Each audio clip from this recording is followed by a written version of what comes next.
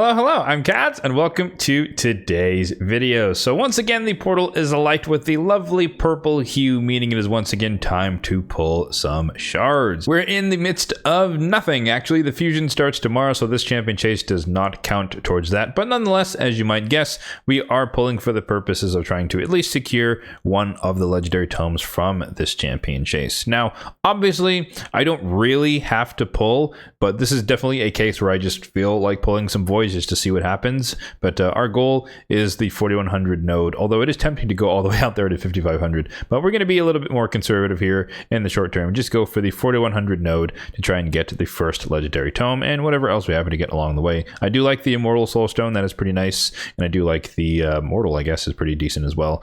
5-star chicken is fairly irrelevant. And if we hop over to the portal and take a look at the overall shard count, this is definitely the primary reason why I'm allowing myself to do this, because I do have an abundance of shard, as I hinted at before. So 684 on the Ancients, 256 on the Voids, which of course we'll be dipping into today, 38 on the Primals, and 62 on the Sacreds. Now at the time of this recording, it is Sunday, which means that I did purposefully wait until the 10x did end, so I wasn't really that fussed about Choco the Blind. He does seem pretty cool on paper, pretty cool or pretty solid for Hydra, pretty potentially useful in Arena, but could be a polymorph magnet depending on your enemies, and Stone Skin obviously kind of neuters him pretty hard, particularly Stone Skin on CC champions. But moreover, he's just not a champion who's on my primary wish list when it comes to Voids. We'll talk about that a bit later, and so I'd prefer to maximize the chance of getting someone else, if of course we happen to get a legendary at all. In terms of Mercy, let me pop that up on the screen here. If you want a copy of this Mercy tracker, you can find it in the link in the description box down below.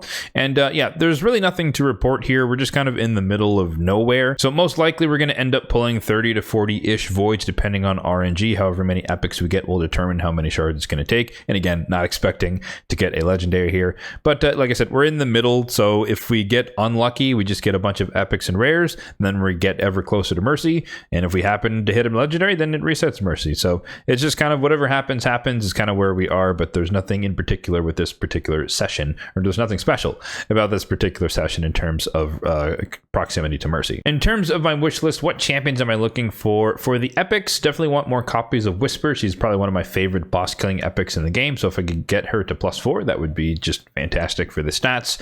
And then Slixus, a Lizardman former fusion epic, who I just don't have because I used him for the fusion. He would just be nice as a DPS for Faction Wars. However, when it comes to legendaries, I had to kind of rethink things just because of the more recent acquisitions on my account. Lord Entertainer Fabian coming into the mix kind of reduced the need and desire for Yumiko, at least in the lockout perspective. And then you add the addition of me recently pulling Prince Kaimar, that kind of filled in the reset aspect of my account. And so I have the lockout from Fabian, I have the reset from Kaimar. Obviously they're combined in Yumiko, but essentially her value has come down because I do have those capabilities, albeit separate. They do exist on my account now in some form. And so that elevates Grazor Iron Gut to the #1 spot, because I would like to use him in my Nightmare Hydra team. That would make my team full auto. That way I could just auto battle it and still do a decent amount of damage. He would replace Husk as a 1-to-1 replacement. We get the enemy max HP hit still, we get a potentially more reliable provoke, and then we get a bunch of extra healing for the team to keep them alive and whatnot. So I think it would be a pretty decent upgrade to that Hydra team.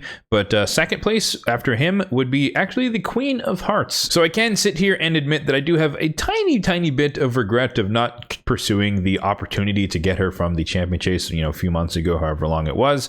That I don't know if I could have guaranteed it, just because, the tournaments for me in my time zone end at like 2 a.m., 1 a.m., 3 a.m., and I'd have to have stayed up waiting for that to happen, pulling shards in order to get points in the champion chase. So there's no guarantee that I could have won her from the champion chase, but I think we can all agree that I definitely had the resources to do so. So it's kind of a give and a take. I don't know, but slight regret, just because I do think I knew she was going to be powerful, but I didn't anticipate just how much people were going to start dropping polymorph from their builds, and just having her be able to cut in the buff reviver meta that's going on, the speed buff reviver meta that's going on right now. It would have been nice to have her just to kind of cut in when everyone's going speed, no matter what, and then you can kind of disrupt things with an ally attack and or the buff strip and True Fears. And then kind of along the same lines, Sulfurion is #3 now, just because it would be fun to have another way of blowing up Stone Skin alongside Gizmak, just having the capability ability twice on 2 separate champions would not be the end of the world. So fear not, I'm definitely not going to go into that much detail in the future, but I just wanted to highlight that my priority list for Void Legendaries has changed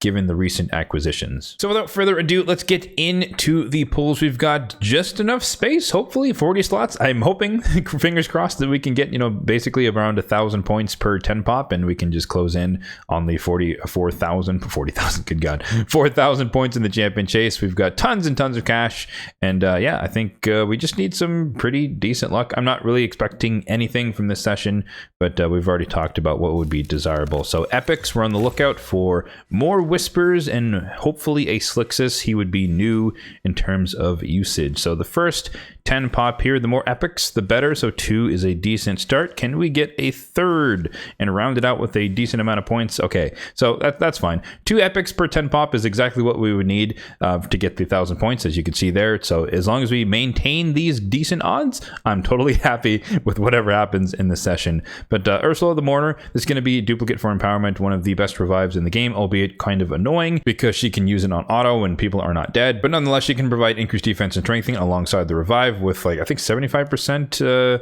turn meter, or 75% HP and 50% turn meter. It's definitely one of the best revives in the game, especially for an epic, even albeit on a 5-turn cooldown.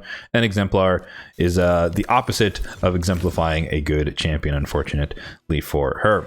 Second 10 pop here, 1 epic, we'll take it. Can we get 2 epics? That's all we're looking for. Rowan, I really wish that she was useful. She seems cool, she looks cool. She's one of the champions I kind of like the aesthetic for. In the Bannerlords, 800 points, we'll take that. But yeah, she just really doesn't do anything, but she can provide a lot of poisons. Honorable mention to Fellhound, the best, fastest animation-wise campaign farmer in the game. And once you get to the mid-game, it's very, very easy to build him out for that purpose. We got Ostrox Bone Glaive there. I think he's like a block buffs champion, so he could be useful in Hydra. He does not fit my needs at the moment, but he is a pretty decent champion. Bellower, pretty good for like a lot of stun set type stuff. And this will be the 4th 10 pop. I don't think we're on track so far to hit 4,000, so we might have to make a little bit of space here, unfortunately, unless we get a string of 3-4 epics back to back to back. Is it good? No, okay, that's fine. 2 epics, and no, just 2 epics. Madame Saris, of course, definitely fell out of the meta for the longest time, but I think she's kind of back a little bit with the advent of Pinpoint and Feral, but she's just not as popular as some of the other buff stripping champions that have kind of come into the game. But nonetheless, this is going to be empowerment for me. I think that takes my primary Saris to +3, and then Khafru, I don't really know what he does, to be honest with you. AoE attack that heals a little bit, unkillable and taunt, and yeah, pretty unimpressive. All right, so I checked in on the champion chase really quickly, and we are at 3,800 points. So we're 300 points shy of that first legendary tome. And the smart thing to do at this point would be to just pull singles until I get 1 epic. But I don't want to do that. We're just going to do 1 last 10 pop here. Worst case, we get 500 points, and we're going to get there regardless. So if we get 1 epic, that's all we would need. But even then, 10 rares would be fine. But yeah, there you go. Prendar is going to be the one. Unfortunately, he is not that great. But yeah, pretty oh, wait, the turn of the century. Okay, legendary popping out at the last second here, and it is Nekret the Great. Well, I no longer regret the last 10 pop there, but Nekret the Great is super awesome. And unfortunately, I guess somewhat for me, he is a duplicate, but I will take it for Faction Guardians. But Nekret the Great, really strong champion. One of the cheapest legendary tome legendaries in the game. I think it's like 6 legendary tomes to book him out. But he's well known for, of course, both of his passives. He protects one of your, I guess, the squishiest person on your team with an ally protection that's protected, blocked debuffs and strengthen. Ally protection lasts for 6 turns, so he's a really great protector. And then here, whenever you attack someone under ally protection from him and you place the shield, it reduces the cooldown of his AE2, which is an ally attack, which can only brings in people under his ally protection, but nonetheless it can be really strong depending on who is protected by him, like a Georgid or a Rhodos, or generally speaking, someone super squishy. But yeah, the irresistible decrease attack on the A1, which is fun, but also can get you polymorph depending on the instance. And then this is basically the same thing as his passive. He just places it actively on other people to put ally protection, block debuffs, and strengthen. So just super strong defensive unit. I currently run him in a shield set, and honestly, I could see myself building a second Nekret. Maybe, well, if I had bolster, I would definitely do that, but probably gonna be like a protection set Necret or something. That would be kind of interesting. So we'll investigate that. But yeah, Mercy is reset. And in fact, if we are super fortunate, that might have actually pushed us all the way to the second legendary tome. So we'll see if that is the case. No, it is not. Unfortunate. But maybe that's like within like mystery proximity range, 250 mystery shards. Or we could just do 10 more voids and make it a lot easier on myself. I could do that. I mean, Mercy is reset, so the odds are very, very low. So I guess we'll make some space. We'll do one last 10 pop here and then call it a day. Okay, the final 10 pop, I swear. Let's do it here. Let's just get ourselves, 10 rares. Might as well get it out of the way. That's exactly what we deserve after getting a Void Legendary there at the last possible second, but we'll take it in epic. Skrank, okay, that is empowerment. Pretty cool, solid like HP burner AoE / DPS champion, super fun to use. And then another duplicate Oshrox, then yeah, that is totally fair. So a little bit of overshoot there, that's fine. I don't mind it. We do have a ton of voids, I guess a little bit less so, but that should have confirmed that we do get both, of the legendary tomes, and we're gonna call it there. Yeah, 2,000 to get to a mythical. As much as I definitely do need mythical tomes, 2,000 is definitely a massive gap, and we're not going to close that in a short amount or a small amount of shards. So we'll definitely claim everything possible here outside of the energy. We'll save that for the purpose of the fusion. All right, so that is going to do it for this shard pull session. Let me just hop over here to the faction guardians and add our fancy dandy Necret to the mix. There we go. So we're getting ever closer to being able to get 10 speed on Siphi, and more importantly, start to empower Rotos, but that would require 2 more sets of duplicates. But hey, one more step closer is never a bad thing. And yeah, believe it or not, as much as people would love to say that, oh my god, he got lucky once again, which is true. In terms of Void Legendaries, my last 2 Void Legendaries have actually been Mercy hits. So it was Sir Nick at 206, and then Siphi the Lost Bride at 204. So just mathematically speaking, it's definitely more likely that you're going to proc it earlier rather than later. And so this was kind of bound to happen eventually. So I want to say that Necret number 2 here, I'll do the math a bit later, but I think he's on pull like 130 or something. So definitely not fresh off of Mercy, as we saw there at the beginning. It started at like 72 or something.